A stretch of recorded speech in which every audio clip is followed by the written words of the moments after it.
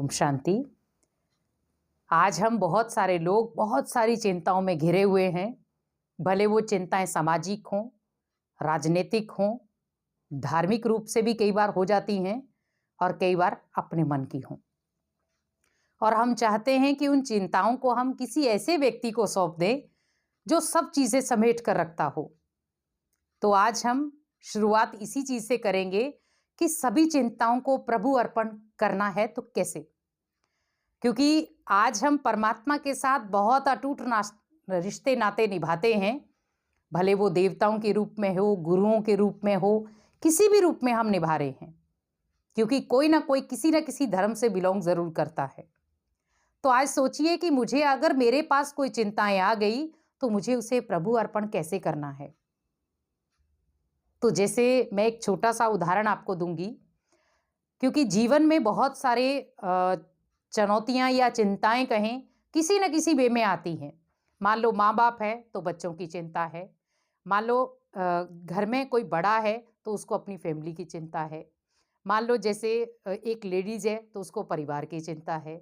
एक भाई है तो उसको अपने बिजनेस की चिंता है। तो किसी न किसी प्रकार से हम चिंताओं में ग्रसित रहते हैं। लेकिन आज एक सुंदर विधि के आधार पर ही हम सारी चिंताओं को भगवान को अर्पण कर सकते हैं, और वो है सरल और सहज विधि, मेडिटेशन। क्योंकि कहते भी हैं कि मन की पुकार भले कोई ना सुने लेकिन भगवान जरूर सुनते हैं। तो आज मुझे वही मन की पुकार से भगवान तक अपनी हर चिंता को भेजना है और उसका निवारण लेना है। क्योंकि भगवान के साथ हमारे बहुत सुंदर नाता है, बहुत सुंदर रिश्ता हमने बनाया है उसके साथ, और वो भी रिश्ता हम कहेंगे कि वो पॉजिटिव रिश्ता है।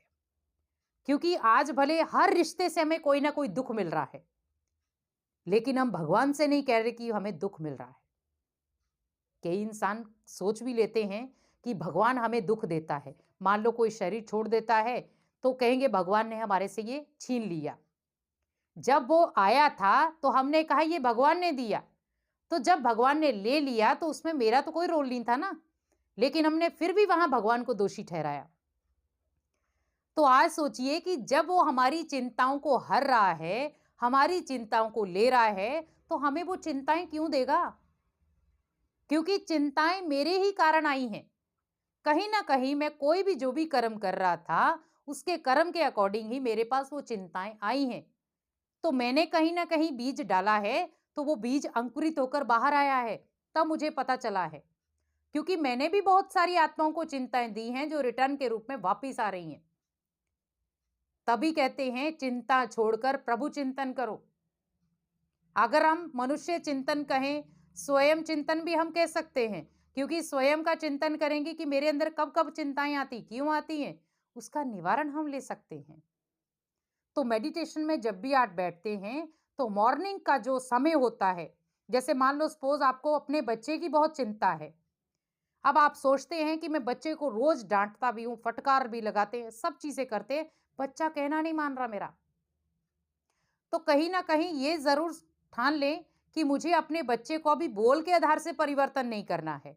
क्योंकि बच्चा कई बार आपकी भाषा को सुन सुन के इतना ढीठ हो जाता है तो वो आगे बढ़ने की कोशिश करता ही नहीं है, और वो सोचता है ठीक है मम्मी आएगी, दो चार डांट फटकार लगाएगी, एक चपाट लगाएगी, हो जाएगा काम पूरा।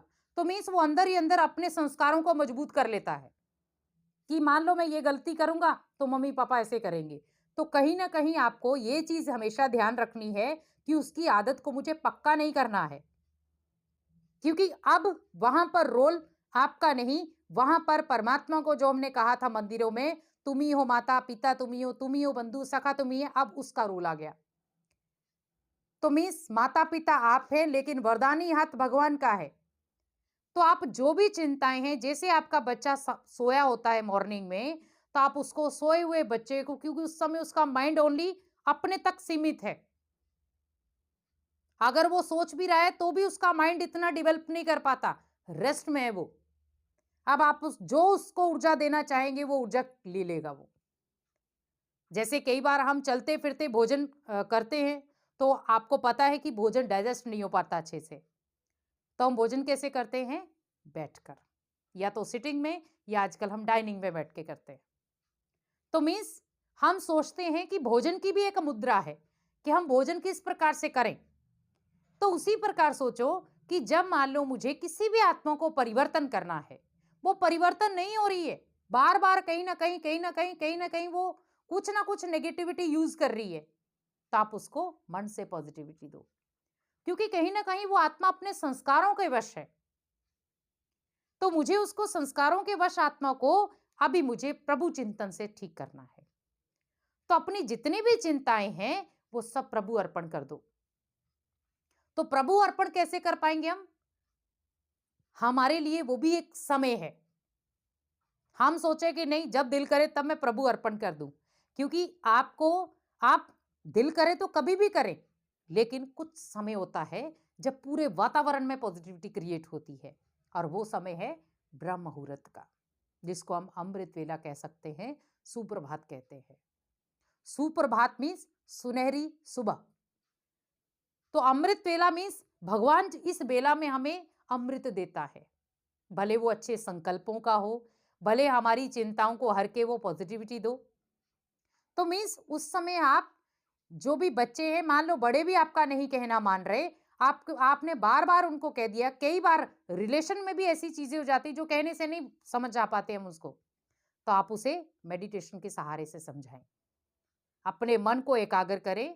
तो जैसे आपने मन को एकाग्र किया, मन को एकाग्र करने के साथ साथ उस आत्मा को ऊर्जा दें कि वो आत्मा इस संस्कारों के वश है, ये आत्मा इतनी चिंताओं में ग्रसित है, भगवान आज से ये सारी चिंताएं ये आत्मा आपको दे रही है। तो थोड़ा सा आप उसकी तरफ नजर घुमाएं और सोचे कि भगवान की शक्तिशाली किरणें मेरी तरफ आ रही है, क्योंकि परमात्मा है लाइट स्वरूप, ज्योति रूप, तो वो सर्च लाइट आपको दे रहा है। तो जैसे वो सर्च लाइट आपको दे रहा है, आप महसूस करें कि वो सर्च लाइट मेरी तरफ से अच्छे अच्छे थॉट्स के अकॉर्डिंग उसके पास जा रही है, और उसकी जो चिंताएं हैं वो धीरे धीरे धीरे धीरे निकलकर वापिस आ रही हैं, और वो डायरेक्ट भगवान को सौंप रहा है। तो ये एक रील चलना शुरू हो जाएगी। भगवान आपको दे रहा है, आप उस आत्मा को दे रहे हैं, और वो आत्मा सारी जो चिंताएं हैं वो भगवान को अर्पण कर रही है। अब वो जब उठेगी तो बहुत सुंदर एक रचना के साथ उठेगी कि हाँ, आज ऐसे लगा जैसे मैं बहुत दिनों के बाद सोया हूं, या बहुत अच्छी एनर्जी, और आप जो भी उसको एकदम से आत्मा को बोलेंगे वो पॉजिटिविटी से रिसीव करेगी, क्योंकि उसके अंदर जो चिंताओं का जो अभाव था वो तो सारा खत्म हो गया। जैसे कई बार सपोज हम कोई सब्जी बनाते हैं, या जैसे हमने सपोज एक दूध का पतीला है, अब हमने उसको गैस पे रखा लेकिन उसमें पानी है, ठीक है, अब उसमें हमें पानी बिल्कुल नहीं चाहिए, तो हम क्या करेंगे, या तो किसी कपड़े से सुखा लेंगे और या गैस ऑन कर देंगे, जो थोड़ा बहुत पानी होगा वो सूख जाएगा, ठीक है। तुम इस एक गैस ने कहें या एक कपड़े ने कहें, वो सारे पानी को सोख लिया। उसी प्रकार सोचे कि भगवान भी हमारी चिंताओं को बहुत पावरफुल तरीके से सोख सकता है, लेकिन जब तक उसको अपनी चिंताएं बताएंगे नहीं तो वो कैसे लेगा। ये है कि भगवान हमारी हर चीज को जानता है कि इस बच्चे को क्या चाहिए, लेकिन हमें फिर भी उसको बताना होगा। हम सोचे कि मान लो मेरा मूड ऑफ है, तो भगवान समझ जाए कि ये चिंताओं में है, उसको पता है कि आप चिंताओं में हो, लेकिन आपको पहले उसको बताना होगा ताकि आप मन को हल्का कर सके। तो मीन्स हमें ये देखना है कि जब मैंने मन को हल्का करने के लिए किसी मनुष्य आत्मा का सहारा लिया, कितने समय के लिए देगा वो सहारा? आपका एक बार बात सुनेगा, 2 बार बात सुनेगा, 50 बार सुन लेगा, 100 बार सुन लेगा, और 101 बार लास्ट में कह देगा मेरे पास समय नहीं है। लेकिन भगवान को आप जब भी कोई चिंता सुनाएंगे, वो बड़े प्यार से अपने अंदर चिंताओं को लेगा, क्योंकि वो सागर है। सागर में आप कंकर पत्थर रेती कुछ भी डाल दोगे, सागर उसको संभालेगा, ना कि वो वापस भेजेगा आपके पास। तो भगवान शक्तियों का सागर है, प्यार का सागर है, गुणों का सागर है, खजानों का सागर है, वर्षे का सागर है, सुख का सागर है, तो हर चीज का सागर है। क्या आपकी चिंताओं को नहीं लेगा वो? अगर उसने पूरे विश्व को अपना बच्चा बनाया है, वो खुद बाप बनाए, तो उसको पता है कि मेरी रिस्पॉन्सिबिलिटी क्या है। लेकिन आज हम भगवान को भी अपनी रिस्पॉन्सिबिलिटी समझा रहे हैं। भगवान आपको मैंने ऐसे बोला था ना, आपने किया ही नहीं। करना चाहिए था ना आपको। तो मीन्स ये सोचो कि भगवान जो मेरे से कह रहा है, क्या वो मैं कर रहा हूँ? तो जब मैं नहीं कर रहा, तो भगवान मेरी कहाँ सुनेगा? तो कुछ कदम तो मुझे भी बढ़ाने पड़ेंगे ना उसके लिए। तो जब मैं एक कदम मैं बढ़ाऊँगा, तो हज़ार गुणा भगवान मेरी तरफ खुद ब खुद आकर्षित होकर आएगा और आपकी हर चिंताओं को वो झट से निवारण भी करेगा और आपको उस चिंता से राहत देने में भी अपना पूरा पार्ट प्ले करेगा। ओम शांति।